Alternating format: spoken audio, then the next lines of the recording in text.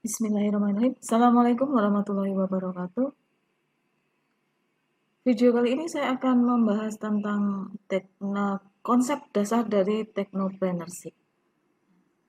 Saya, Heni Indriawati, akan mendampingi Anda selama 1 semester ke depan dalam mata kuliah ini. Sebelum kita masuk dari pokok bahasan technopreneurship, sekarang saya mau tanya nih. Setelah Anda lulus, ya, apa yang akan Anda lakukan? Jadi setelah Anda berkuliah selama kurang lebih 4 tahun, sudah memperoleh ilmu sesuai dengan apa yang Anda ambil, kemudian apa yang Anda lakukan setelah lulus? Apakah Anda akan bekerja? Apakah Anda berwirausaha? Atau Anda mau sekolah lagi? Atau bagaimana? Mulailah berkonsep dari sekarang agar untuk kedepannya perjalanan Anda itu bisa lebih lancar. Kita lihat di gambar ini banyak sekali pelamar pekerjaan yang rela antri untuk memperoleh pekerjaan. Padahal lowongan yang ada itu sangat sedikit. Ini gambar saya ambil ya, dari internet ya, sebelum masa pandemi ya. Tidak hanya di kota besar, tetapi di kota-kota kecil pun sekarang masyarakat, apalagi mahasiswa yang fresh graduate, berbondong-bondong untuk mencari pekerjaan. Ya. Dengan skala keberhasilan diterima bisa dari 10% sampai dengan 50%. Apa yang terjadi ketika banyak informasi-informasi yang turun ke kita bahwa banyak sekali karyawan yang di PHK, banyak sekali pabrik-pabrik itu ditutup. Apakah kita akan berdiam diri saja? Dari sini kita harus mulai untuk berpikir aktif dan berpikir kreatif, melihat keadaan sekarang yang mencari pekerjaan itu tidaklah mudah. Fakta di Indonesia bahwa orang berhasil, ya, fakta orang menjadi kaya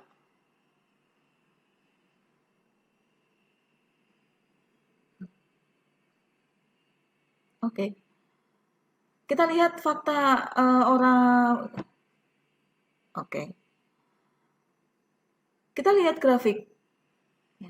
Fakta orang menjadi kaya di dunia paling besar didominasi oleh entrepreneur atau pengusaha yang sebanyak 73%. Untuk CEO 10%, untuk pengacara dokter 10%, sisanya adalah atlet dan dewan warisan. Sekarang dari sini bisa kita lihat dari grafik ini mana yang Anda pilih. Apakah Anda berminat untuk menjadi pegawai? Apakah Anda berminat untuk jadi entrepreneur? Jika hari ini Anda ingin memulai bisnis, jenis bisnis apa yang Anda pilih? Apakah franchise? Apakah bisnis tradisional? Money gap? Jual beli saham atau properti?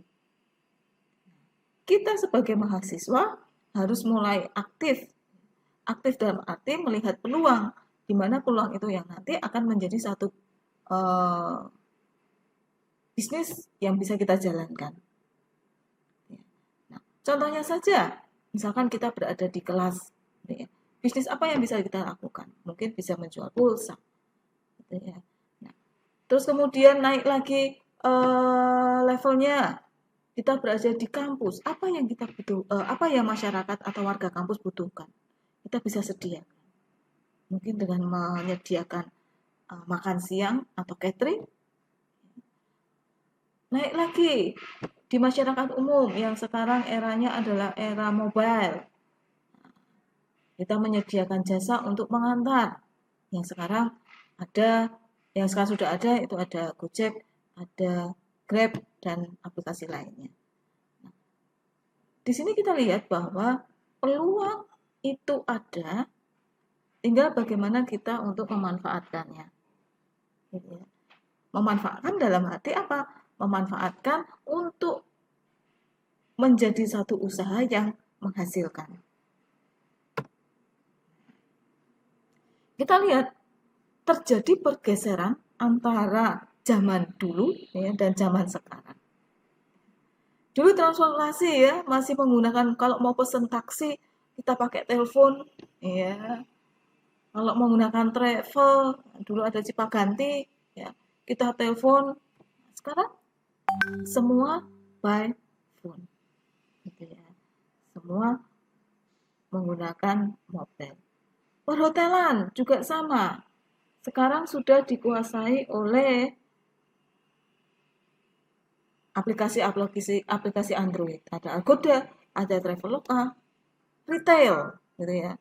Ada Carrefour, ada Alfamart. Nah, sekarang bisa Heavy Press, Foodpanda. Nah, itu bisa di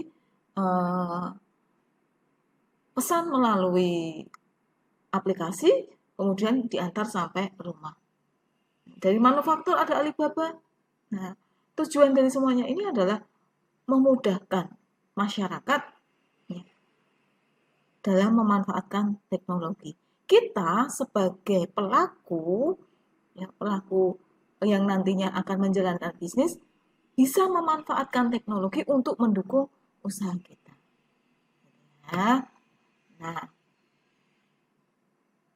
dunia dalam genggaman, ya, semua itu dilakukan dengan menggunakan aplikasi, dengan satu HP, maka kita bisa mulai berbisnis.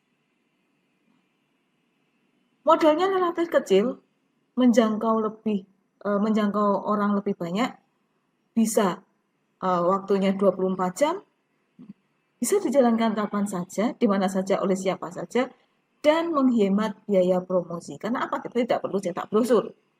Gitu kan? Jam 12 malam pun kita bisa melakukan transaksi. Ya. Bisa menjangkau banyak orang. Dari kota manapun, bahkan dari seluruh dunia, kita bisa melakukan transaksi. Nah, inilah keuntungan-keuntungan yang bisa kita ambil, yang bisa kita manfaatkan untuk menjalankan satu bisnis. Logikanya adalah media sudah ada, aplikasi sudah disediakan. Tinggal bagaimana action kita untuk memanfaatkan itu. Nah, apalagi kalau kita lihat media sosial seperti Instagram, Facebook, Twitter, ya, itu juga bisa kita gunakan sebagai media untuk menjual barang atau jasa. Nah, tinggal kita mau pilih submana. Yang baru tren kemarin adalah karena ini masa pandemi, ya, jadi orang tidak mau repot-repot pergi ke pasar. Ya. Cukup dengan satu aplikasi, ya, itu semua pembelanjaan itu bisa diantar.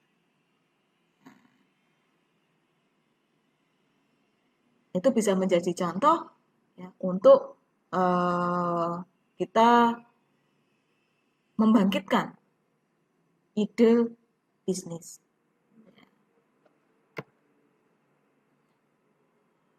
Apa itu entrepreneur? Entrepreneur berasal dari bahasa Perancis, ya, yang artinya adalah menjalankan, melakukan, berusaha. Dalam bahasa Indonesia, wirausaha berarti dari kata wira, yaitu adalah gagah berani, dan usaha adalah bisnis. Jadi seorang yang pemberani atau perkasa dalam menjalankan bisnisnya. Wira usaha.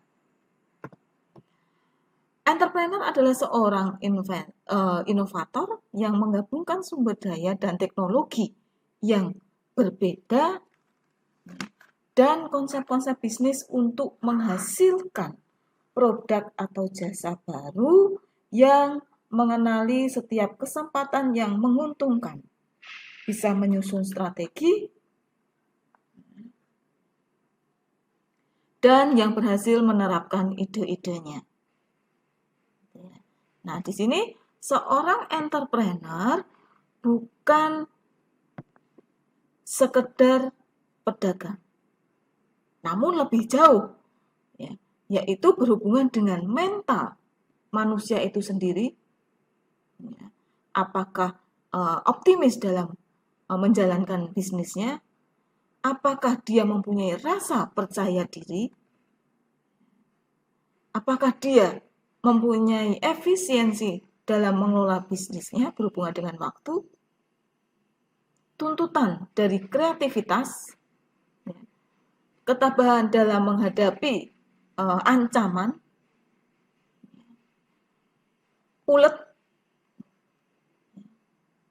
mempunyai kesungguhan, keseriusan dalam menjalankan bisnis, dan mempunyai moralitas dalam menjalankan usahanya sendiri.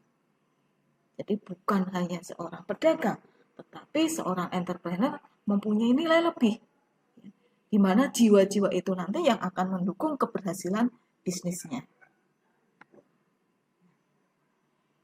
Entrepreneurship adalah segala sesuatu yang berkaitan dengan sikap, tindakan, dan proses yang dilakukan oleh entrepreneur dalam merintis, menjalankan, dan mengembangkan usaha mereka.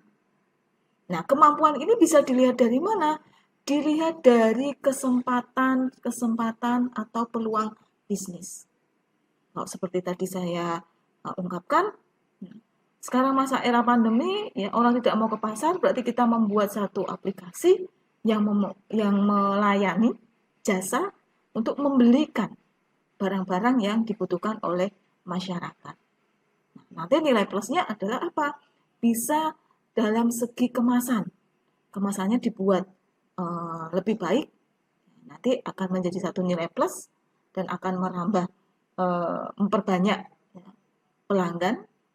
Kemudian dari segi pelayanan yang maksimal, ramah tentunya, itu juga nanti akan mempengaruhi keberlangsungan dalam satu bisnis.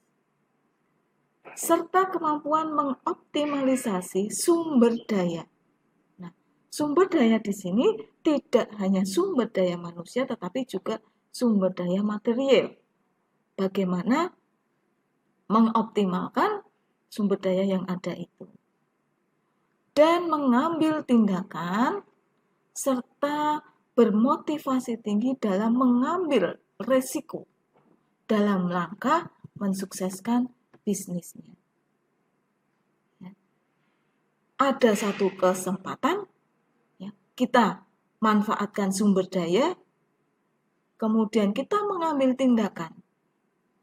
Apakah kita mau memanfaatkan itu dalam arti apakah kita mau membuka bisnis, bersedia mengambil resiko, resiko entah itu rugi, ya, resiko entah itu nanti banyak kompetitor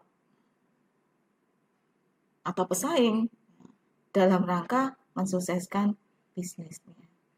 Jadi dengan menjadi seorang entrepreneur itu tidak semudah membalikkan telapak tangan, tetapi dengan niat dan kesungguhan dan konsistensi yang tinggi, maka saya yakin bisnis yang dijalankan akan sukses.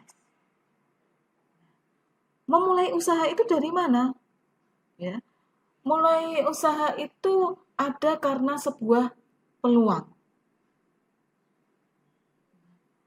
Peluang itu ada, datang ke kita, kemudian kita jalankan bisnis. Nah, apa yang harus kita siapkan? Ada modal, produk, skill, kantor, karyawan, perizinan, gudang, accounting, dan lain sebagainya. Kita juga harus punya satu tujuan. Kita menjalankan satu bisnis, tujuan utamanya adalah untung.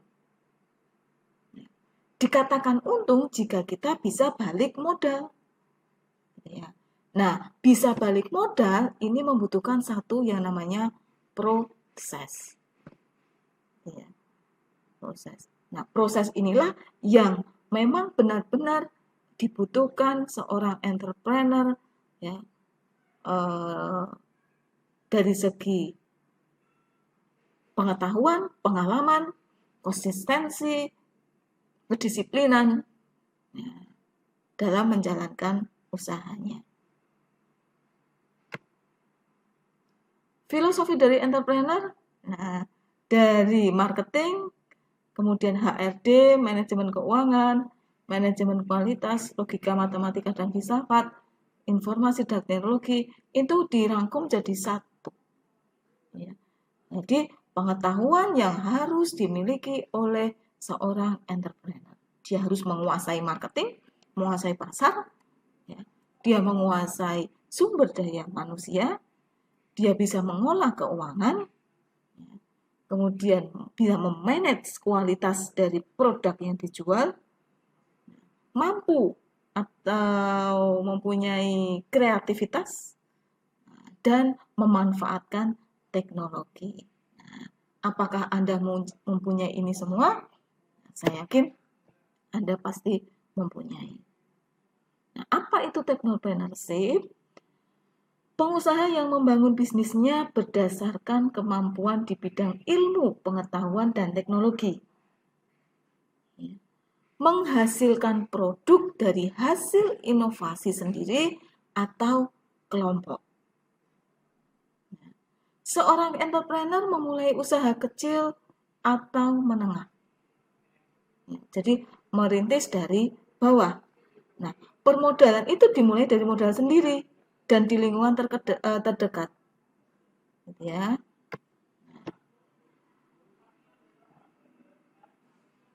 Untuk bisnis teknologi, mulai dari penggagas jika kita sudah punya bisa membaca peluang, ya, kita mempunyai gagasan satu bisnis, kemudian kita punya modal, kemudian ada riset, ya, kita teliti dulu apakah layak bisnis itu dijalankan, kemudian setelah itu menciptakan sinergi,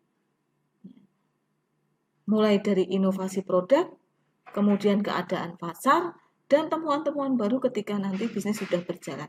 Nah, 4 pokok ini yang saling berhubungan. Ya. Berhubungan dalam apa? Dalam mensukseskan satu bisnis. Nah, ini adalah entrepreneur dan technopreneur. Dilihat dari segi motivasi. Untuk usaha kecil, sumber hidup, ya, tingkat keamanan, bekerja sendiri, ide khusus, personality dari pemiliknya. Nah, entrepreneur tradisional, dia mempunyai lebih mendominasi, mempunyai motivasi. Ya. Dia mempunyai motivasi yang sangat kuat. Ya. Mempunyai satu ide dan konsep, kemudian eksploitasi kesempatan, dan akumulasi kekayaan. Untuk teknopreneur bagaimana? Pola pikirnya sudah profesional. Nah, kompetisi dan resiko, sukses dengan teknologi baru, finansial, menghasilkan menghubungkan dengan nama harum. Nama harum itu maksudnya perusahaannya terkenal. Dari segi pemilikan, kalau usaha kecil itu sendiri, ya pendirinya pribadi atau rekan bisnis, kelompok kecil. Kalau tradisional itu adalah saham pengendali dari saham, ya, patungan mungkin. Ya. Kalau technopreneurship, nah, ini sudah penguasaan pasar.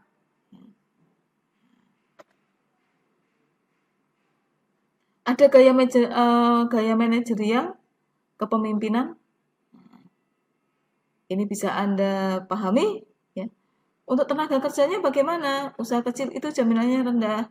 Nah, kalau yang lokal, dia merekrut tenaga kerja lokal dan global. Kalau sudah technopreneurship, ya, matrikulasi kualitasnya tinggi. Target pasarnya, usaha kecil itu lokal, yang biasanya UMKM itu. Ya, kalau sudah entrepreneur tradisional, nah itu pasarnya nasional. Kalau technopreneurship lebih ke pasarnya lebih luas lagi. Nah, Karakteristik dari entrepreneur. Seorang entrepreneur lebih menyukai pekerjaan dengan resiko yang realitas. Misalkan saya ingin membuka satu toko berhubungan dengan pizza di satu daerah. Nah, kita lihat, di daerah tersebut saya tahu bahwa tidak hanya satu saja yang membuat pizza, tetapi ada beberapa warung pizza. Nah, itu adalah satu kompetitor. Resikonya kalau saya tetap buka di situ bagaimana?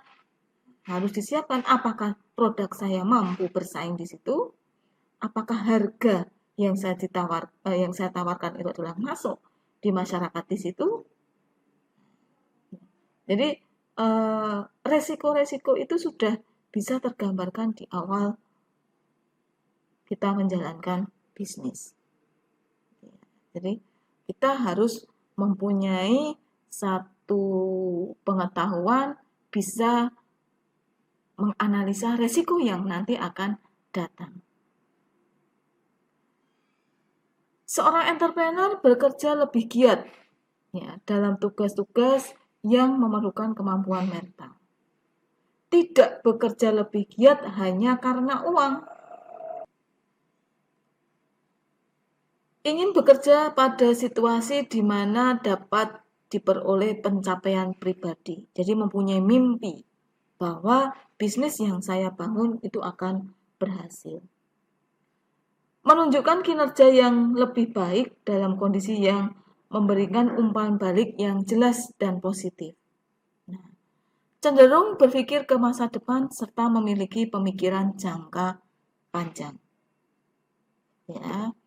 Nah, keuntungan dan tantangan dari entrepreneur, keuntungannya adalah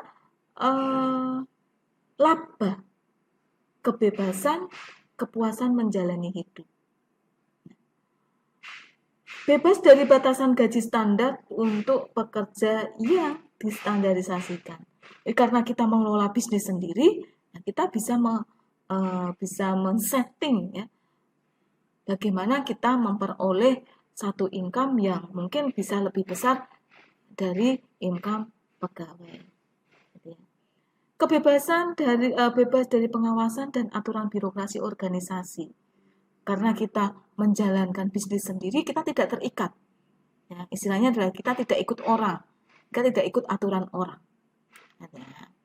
Kepuasan menjalani hidup bebas dari rutinitas, kebosanan, dan pekerjaan yang tidak menantang. Nah, di sini memang dibutuhkan satu kreativitas dan inovasi jika kita ingin bisnis kita berjalan dengan baik.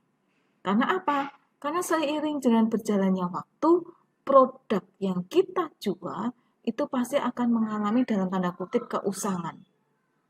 Nah, bagaimana produk itu tetap laku di masyarakat? Nah, kita harus menimbuhkan karya inovasi, karya kreatif, sehingga produk itu tetap bisa diterima di masyarakat. Ya. Tantangannya adalah membutuhkan biaya ekstra atau tambahan, memerlukan kerja keras, menyita banyak waktu, ya, membutuhkan kekuatan emosi dan kemungkinan gagal atau tidak ada jaminan kesuksesan.